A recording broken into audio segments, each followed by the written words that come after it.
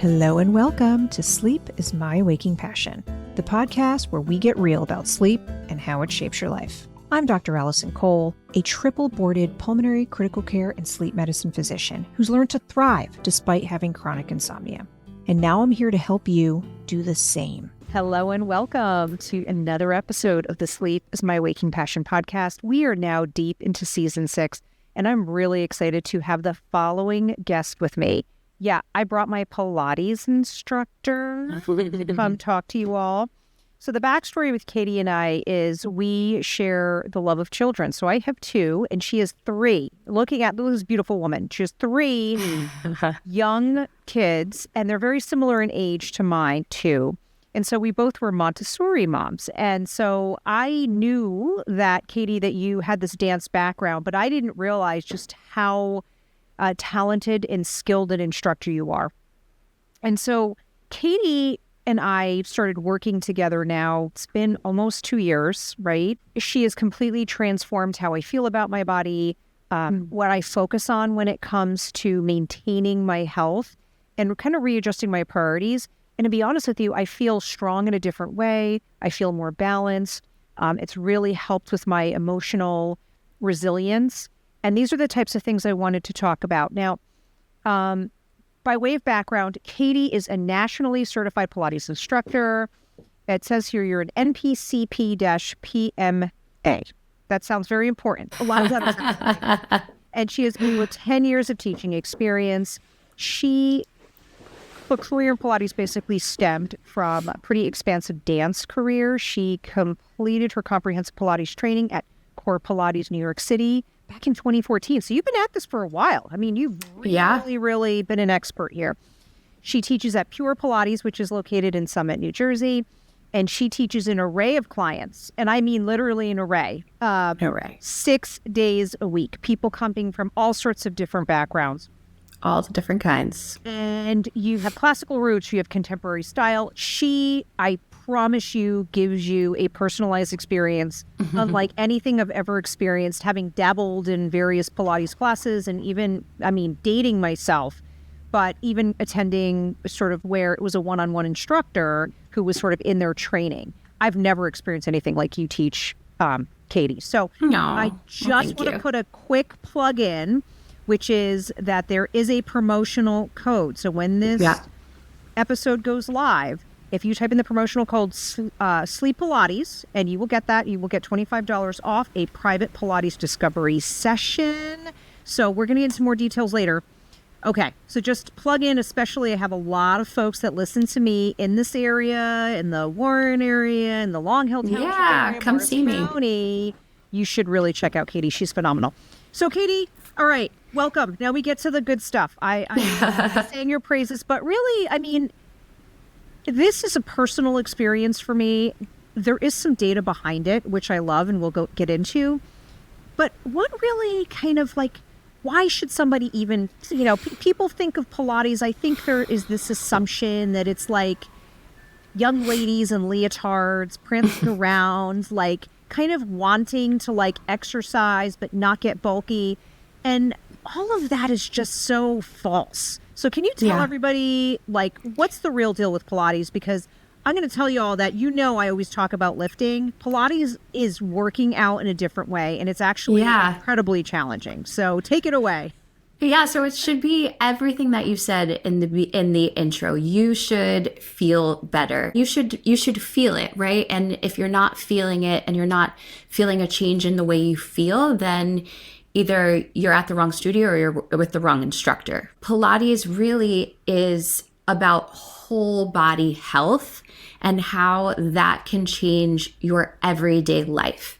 So there has never been a time where someone walks in the door to the Pilates studio, one of my clients, no matter how good they're feeling, they could feel good that day or horrible that day, but 100% they should be walking out the door feeling better, more connected to themselves, like they just did a reconnection to their body, realigned their body in some way, and just felt better. It's not necessarily about changing the way you look. It's really about how you're feeling within your body and how can that support you in your everyday life in a way that's going to promote overall health for yourself. Right. So can you get into some of the parts of Pilates that you think really lend itself to that type of holistic philosophy about your health? Because that's really what it is. And I think that's where it differs than some of the other activities that sometimes people do.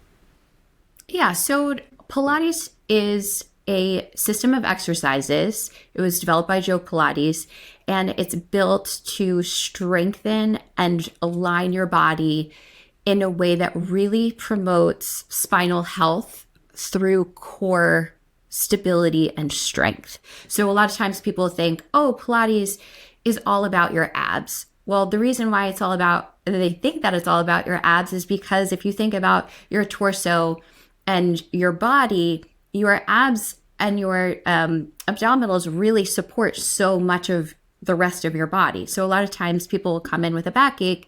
And the reason why they have poor spinal alignment or back problems is because their core is weak. So a lot of times there is this stigma that Pilates is all about the core, but really it's about whole body integration. And as you know from doing it, you might be doing core work, but you're also working your legs, you're working your arms. If you're doing arm work, you're also using your feet, you're using your back, you're using your abs. So it's really about your whole body at once. And my perception is that you were training abs differently than if I were just hanging out, doing crunches, or even some of the other weight resistance body work where, you're kind of using the whole body. I'll use the deadlift as an example. Right. I feel like there's like a deeper core strength there. Can you talk a little bit about the muscles that you're able to activate in Pilates versus a standard exercise?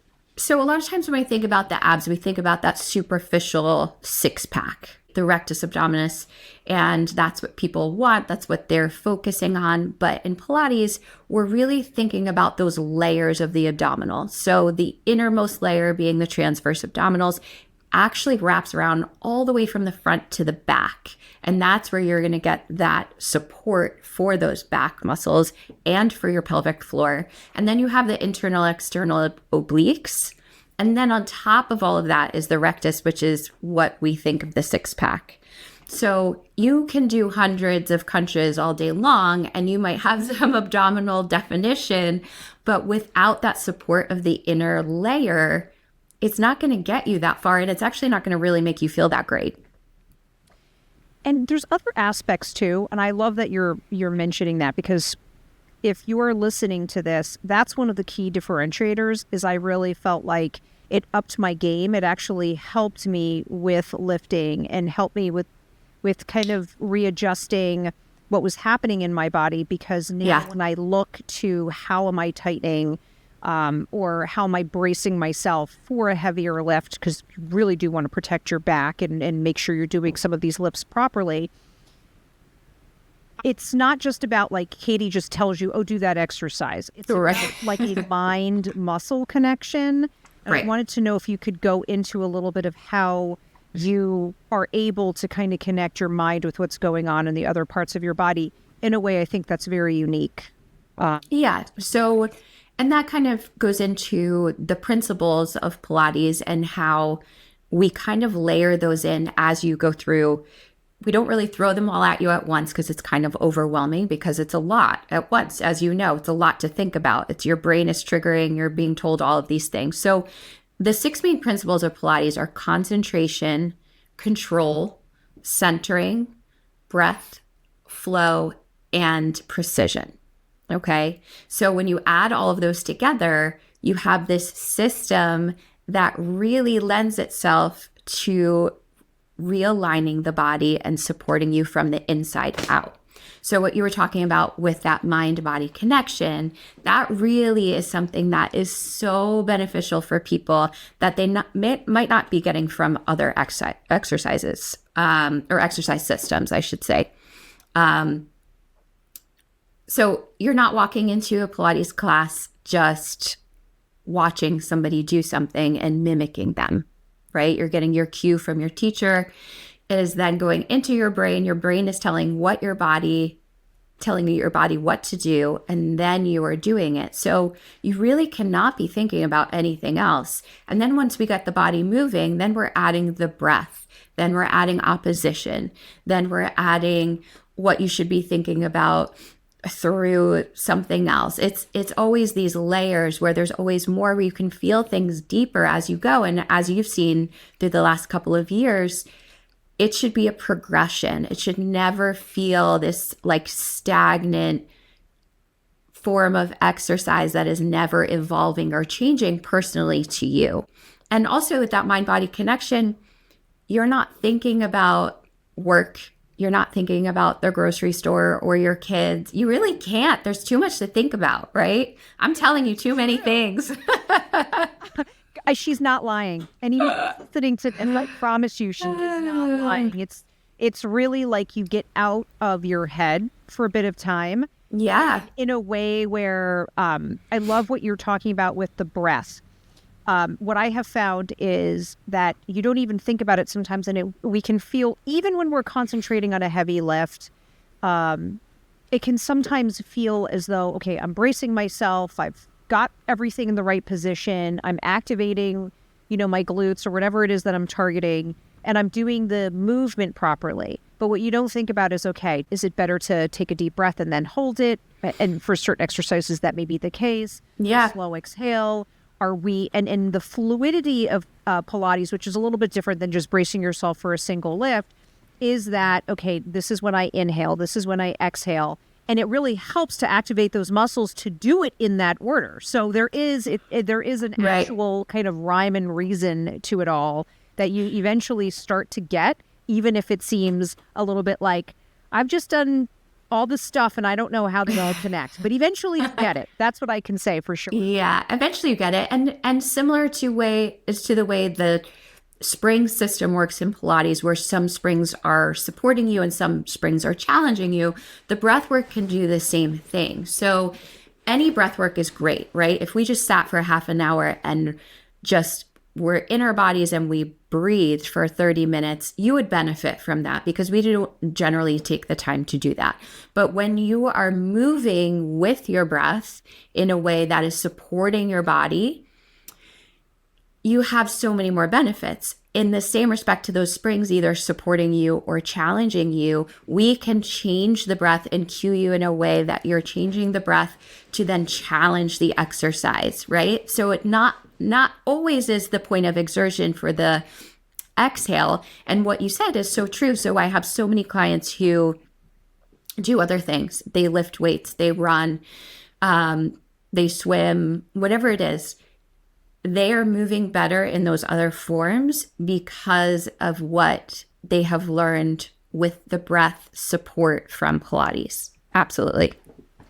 Can you also, there's another thing that I had never previously done before that Katie always incorporates, and we do it usually in the beginning of our session. Not always, but I would say 90% of the time we'll do, which is called VOR exercises. Can you talk more about what that is and why that's become such a part of how you actually teach Pilates? Yeah, so that's so it's something that's specific to our studio. All of our teachers are trained in this neuro movement analysis program, where we do vestibular ocular training with our clients to stimulate their vestibular system, and as well as some brain speed exercises that fire the brain and get them going right before we even start. So sometimes we do them. Yeah, I'm like, so sometimes we do it in the beginning of a session if they're coming in from something and we could feel like they just need a little reset. It's a great thing to do. Other times we do it if we feel like their movement is a little bit more limited or could use a bigger range of motion. There's lots of different reasons and benefits from it. The VOR that you were talking about, it's the idea that you are focusing your eyes as the first receptors to your brain, and then moving your head in a way that is making your vestibular system change, right? So this has to do a lot with balance, and we deal a lot with balance with Pilates, and we work on it, either moving the body, centering and aligning, or moving it unilaterally to strengthen one side. This is something what we do. So what we see is that by doing this, our range of motion is better, and also our balance is a lot better. So someone of your age that doesn't necessarily have balance issues or issues in everyday life, going up and down stairs or something, we use it for you and we see a change in your motion, right? So for an example, maybe you come in, I say, do a simple twist, and you twist a little bit, and then you do the VOR, and you do this exercise that's moving your eyes to the extreme points of your body, and all of a sudden your range of motion is 30% more, right? So we see great benefits with that. And then we also see that by letting your body feel off balance and feeling where you need to kind of work and go to, because we don't go to those places every day, it triggers the body in a way that makes it more stable. I love that you're saying that, specifically because I think as we get older, male or female, I will speak more to females simply because they tend to have more osteoporosis or thinning of bones as we age. And so we see a higher percentage of women in particular developing fractures, and fractures are often due to falls. Why does that happen? Yes, it can be a routine slip and fall. But if you think back to, I'm going to use my daughter Lily, who's 9 now, as an example. She's doing cartwheels here and doing cartwheels there, handstand and all this stuff, and it doesn't faze her. She just gets up. She can do several cartwheels in a routine for dance, and boom, she's back. Right. If you were to ask, I don't know, I was always not that great at cartwheels, but I could do them. So I'll say 16-year-old Allison. That's sort of like when my career in dance finally was like, I was getting out of that phase. I could do cartwheels. I could, do a handstand. I could do some of those things. And it also was very similar to Lily. Like, I was like, oh, that wasn't so bad. And even in my 30s, because we didn't really do cartwheels, but in CrossFit, you do some, you'd be doing handstand type of push-ups and that sort of thing. Right. So that was a peak doing that. I got used to it, but it did take a while to get used to it. Mm-hmm. I don't know that I would feel comfortable like over a decade later doing that without some of the help that you did. And I didn't even realize that your balance can be impacted, but it is a process of age that we just get out of doing all that. I'm sure if it was something that you maintained consistently, it'd probably be easier for you to keep. But I am just doubting that there is a lot of ladies over the age of 50 that are doing a ton of cartwheels and various things that sort of balance some of that balance. And so just by way of a rehabilitation aspect and also a way to keep you safe, I really like Pilates because you can do it pretty routinely. You can do it several times a week. And yes, you can get a challenge. But if you're working on your balance and other things, a lot of times that's being done in physical therapy, if I'm not mistaken, even. Right. It's a tool to keep you safe as we get older. So I just wanted to highlight the importance of that. Yeah, absolutely. And a lot of times, we have a lot of clients in their 60s, 70s, even 80s. And one of the things that we're mainly working on is balance and keeping them safe. So our end goal is not to get them in the best shape of their life. Our end goal is to safely have them go up and down stairs, to be getting in and out of their car, to be able to get up and down from the floor to play with their grandchild, right? These are everyday things, or even just getting up and down from a chair sometimes is difficult. And then we see also that it's that move it or lose it mentality, where if you are not moving your body in a certain way, it starts to go away. If you're not raising your arms up over your head, what we see is all of a sudden you cannot raise your arm up over your head, right? So it's all of these movements that we bring you through that feel like they're really supporting your everyday life. Picking your grandchild child up and twisting to get them into a car seat. You don't think about this, but then all of a sudden you hurt yourself because you haven't been moving your spine in that way, or you haven't been throwing your eyes that way. That then knocks you over because you don't have that vestibular balance work.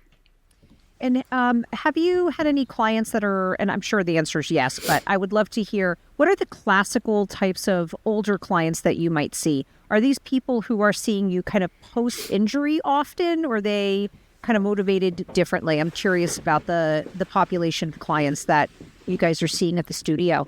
So we have both, I would say. We have people who are in their 70s, 80s that have been coming and doing Pilates for 15, 20 years. We have people coming in with an injury who are also currently in PT and then also seeing us kind of side by side. And then we have people who are coming in late in life. Let's say, like, I have a client right now who just started Pilates about 6 months ago who's 85. And the way she is moving her body now from 4 or 5 months ago is crazy. I also have had older clients with Parkinson's and a lot of clients with osteoporosis, osteopenia, all of these things that really we need to address as we get older and not just when the problem arrives, right? So we need to be doing these things to promote our bone density, our spinal health, all of these things as we go along. So that way, when it becomes a problem, we don't just say, oh my gosh, now what? It's really both ends. It's people coming in maybe with a problem, and also people that have maintained it and have just loved it so much, fell in love with it, that they can't imagine life without it. What would you say is one of the most common complaints of folks that are coming in if they're coming in with a particular injury? Is it their spine? I think back. Yeah. Back and shoulders. Back and shoulders for sure. We see that, whether it's a bulging disc or herniated disc, just lower back pain in general is a big thing for people. And a lot of that stems from sitting and low abdominal support. And then also if you think about the two powerhouses of your body, your first being your core and your second powerhouse is actually your shoulders. So we don't realize how much back strength and shoulder work we actually need to change our posture, right? So people just think shoulders back and that's going to give me posture. But what we really need is that serratus work. We need that lat work. We need the abdominal support. We need all of that while at the same time we're opening up here, stretching all of this and strengthening this to make all of that happen. So it's really a combination of increasing flexibility, stability in a way that works for you. But also, I think one of the important characteristics about Pilates that you're highlighting is the fact that you start to be able to fine tune some of the smaller muscles that often get lost in the fray. What I mean by that is I'll use myself as a classic example. As somebody who really was doing a lot of CrossFit, powerlifting, it was very easy for me to be like, okay, this is how I activate my the major muscles that we often activate when we're lifting heavy. That's what would fire immediately. And you'd be like, well, we want to work on your serratus. We want to do these different exercises to activate different parts. And now when I lift, I'm much more in tune with where am I at, what is actually working the hardest. Whereas before, you just forget about those smaller or more accessory type muscles that are also equally important, but it's easier if you're uninitiated and you don't know these things or you have never been taught them for the bigger muscle groups to get almost overdeveloped, because that's the easy one for you. Right. Yeah. Shoulders go like this. It's easy. Right. And it's the stabilizers. Yes. And Katie, I have to tell you, anybody who's listening, if you've been like me, whole career spent in front of the computer, being tense, often worrying about critically ill patients. There was a point in my life where it was hard for me to even turn left or right. And I used to routinely go for massage therapy. Elaine, I still love her.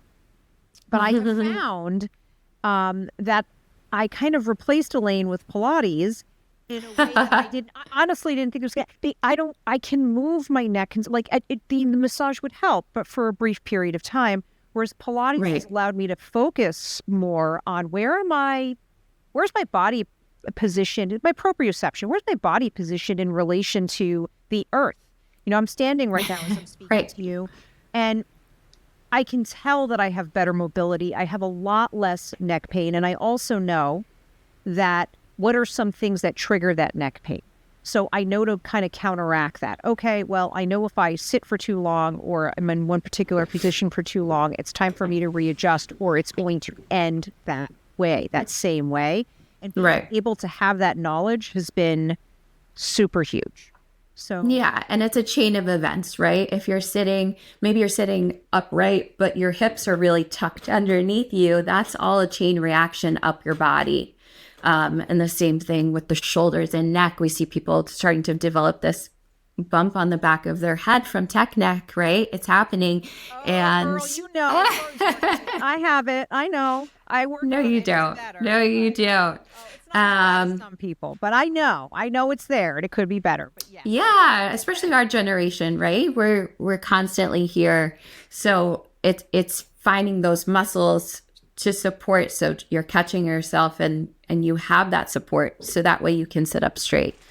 Yeah. I always kind of try to bring this back to sleep, and I'm going to end with the sleep aspect of it, because a lot of people listening are like, this is great, but what's this going to do for us? And I wanted to start because there's actual data to show support for Pilates, which I was like, oh, when I started researching this became a really fun topic. Yeah. But I wanted to gauge from you if it's something that's ever come up with your clients, and have they described any sleep issues and any change in their sleep issues with starting Pilates.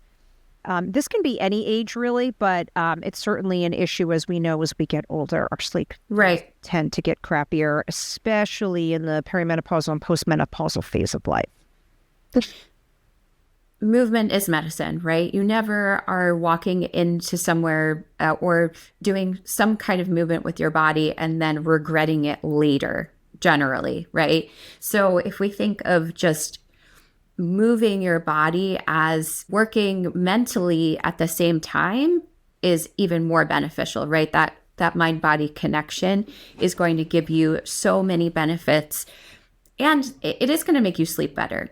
And also your body is realigned, that your chances of you sleeping in some weird position and then waking up all discombobulated is less likely. Or if you do, then you're coming back to Pilates and we're kind of putting you back together again, that kind of thing. But I have had several clients say that they are sleeping better because of the way we have kind of shifted their strengths and realigned their body. So that way, when they're lying down, they feel better, right? They're not tight in the neck, or their hips are not bothering them anymore. Or I talked about several times with clients, especially pre-postnatal, this goes a lot with, but with some older clients, about putting a pillow between their knees. The alignment of your body when you sleep is actually really important. Are your hips completely shifted with your knees knocked over? Are you always sleeping on your back? Are you always sleeping on one side? When you lie down on your stomach, can you turn your head right and left? Chances are one side is going to feel really uncomfortable, and there's a reason why. So can we address those issues so that way you can sleep in any position and feel good?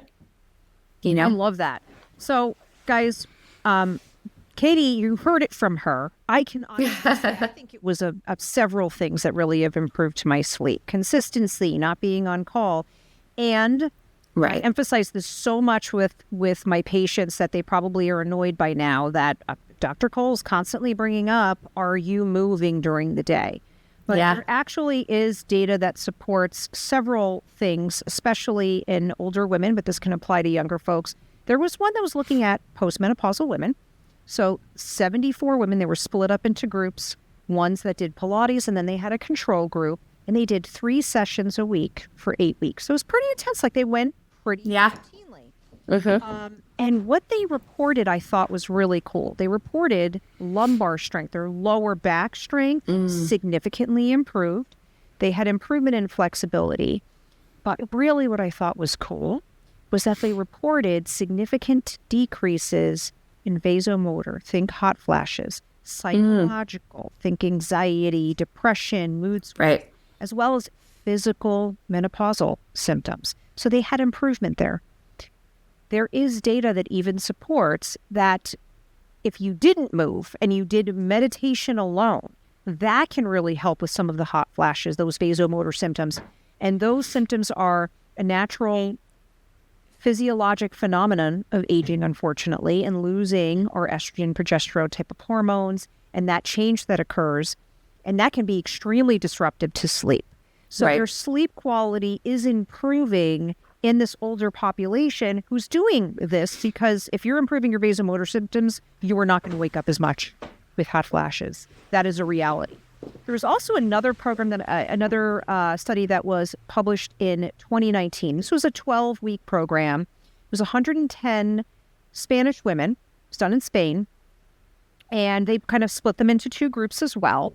And all of these women, I think this was just, these were all postmenopausal women as well. I want to say they were over the age of 60. Yeah, they were. I'm cheating. I'm looking at my notes. And the bottom line is that they actually said improved sleep quality. And I thought was really cool was reduced anxiety and depression symptoms. If any of us are working through mood disorders, there is a really strong connection between your mood, the quality of your sleep. And it's not like, oh, well, I'm depressed, so I just fix the depression and my sleep is magical. Oftentimes there could be the sleep precipitating what's going on with your mood. And now you're in this cycle of, it's not so easy just to, will that away. Sometimes it's not even that easy to meditate it away. It's certainly, if your sleep is affected, you can't sleep it away. And yes, there's medications that are appropriate and can be helpful, but that's not the whole piece of the puzzle. It's not an antidepressant will magically make all of this better for most patients, really. So so people felt better during the day with this, and then they also felt that they were sleeping longer and that they had less sleep disruption during the night. So this was 3 months of doing Pilates.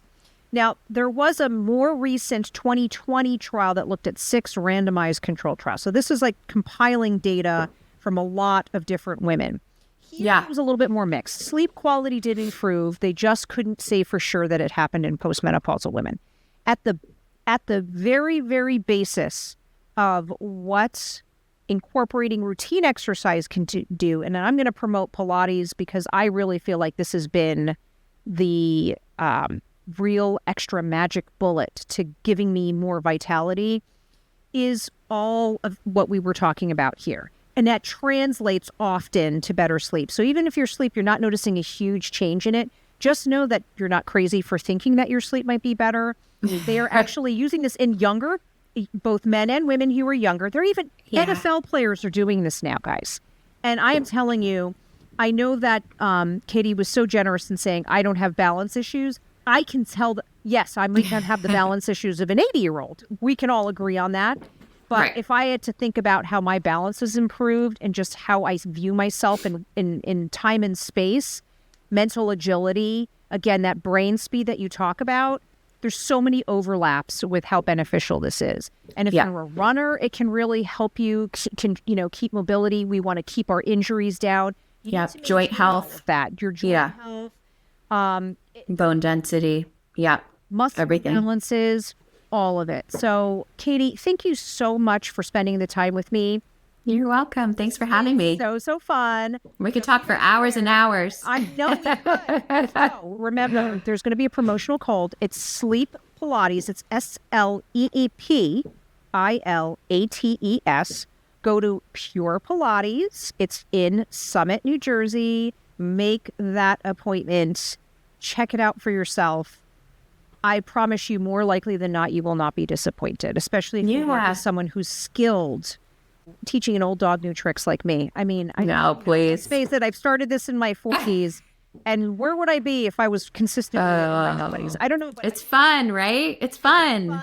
And more importantly, I want I really wanted you to be the person I spoke to because it's the quality of instructor that really matters. Just the fact that you're mentioning that the VOR training is sort of unique to what you do, of that neuro training, it makes a difference in a way that I hadn't realized it would make a difference. So consider me schooled, and hopefully everybody listening will also be like, oh, I'm empowered to go try this, and to your point, it really depends, but you need to have someone that you can forge that relationship with where they're working with you and it's still a challenge, it's not boring, and you feel like you are progressing and getting better.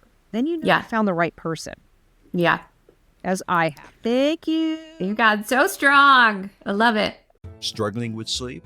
Dr. Cole is here to help. Whether you need a comprehensive sleep coaching program, suspect you have sleep apnea, or simply seeking a second opinion, she's available for consultation in New Jersey, New York, California, and Georgia, with more states coming soon. Schedule your free 10-minute review of services today to find out which visit is right for you at AskTheSleepMD.com and start your journey to better sleep with a trusted sleep expert. Please be advised that the Sleep is My Waking Passion podcast is for entertainment and educational purposes only. It does not constitute medical advice. Always consult your healthcare provider for personalized guidance. For my full disclaimer, please visit AskTheSleepMD.com, and while you're there, don't forget to sign up for my free newsletter. Sweet dreams and happy listening.